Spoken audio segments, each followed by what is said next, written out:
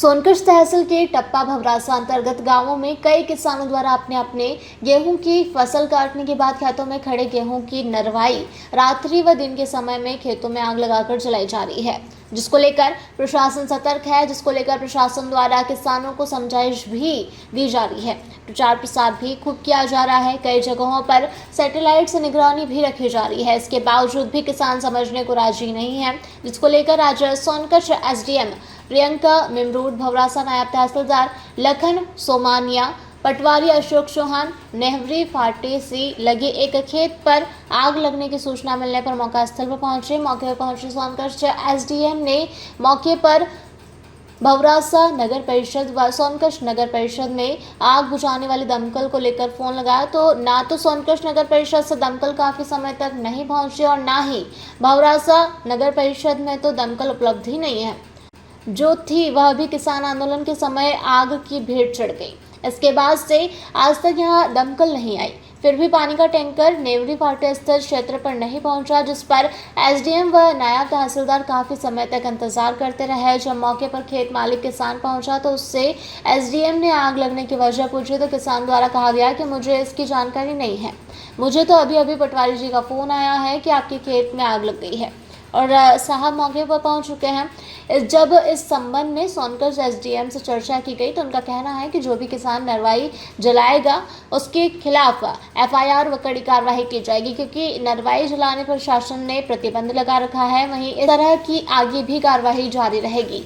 वहीं मौके पर पहुंचे एसडीएम ने किसानों से चर्चा कर पटवारी को मौका पंचनामा बनाने के निर्देश भी दिए हैं। वहीं जांच के बाद कार्रवाई की जाएगी। रही बात सोनकच्छ नगर परिषद व भवरासा की, तो नगर परिषद के दमकल वाहन को लेट पहुंचने को लेकर कहा कि नगर परिषद में संसाधनों की जो कमी है उसे चर्चा कर जल्द ही पूरा किया जाएगा। तहसील में आए हुए हैं तो खेतों में नरवाई जलाई जा रही है, इसके खिलाफ कार्रवाई करने के उद्देश्य से, क्योंकि बहुत ज़्यादा खेतों को कई बार किसानों को समझाइश भी दी गई है कि नरवाई ना जलाया जाए, नरवाई का पूर्ण प्रबंधन किया जाए, क्योंकि नरवाई जलाने से काफ़ी प्रदूषण फैलता जा रहा है। जिसके लिए ये आवश्यक है कि नरवाई का उचित प्रबंधन किया जाए और उसे जलाया ना जाए।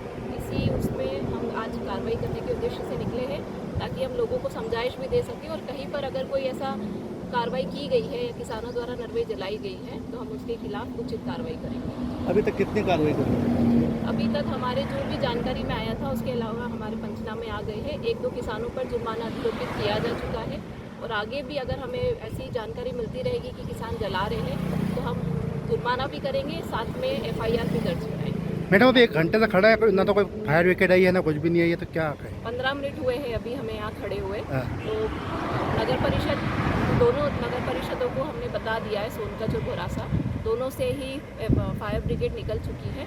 कुछ ही समय में यहाँ पहुँचकर हम आग पे काबू पा लेंगे। ये लापरवाही देखने को मिल रही है कि फायर ब्रिगेड आपके फोन लगाने के बाद भी अभी तक नहीं आई। लापरवाही नहीं है, क्योंकि नगर परिषद में संसाधनों की कमी जरूर है।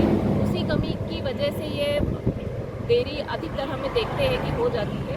हम कोशिश करेंगे कि जो संसाधनों की कमी नगर परिषदों में रहती है उसकी हम पूर्ति कर सकें, ताकि समय पे जो भी आवश्यकता है उसकी उचित कार्रवाई की जा सके। सोनकच्छ तहसील से मनोज शुक्ला की रिपोर्ट।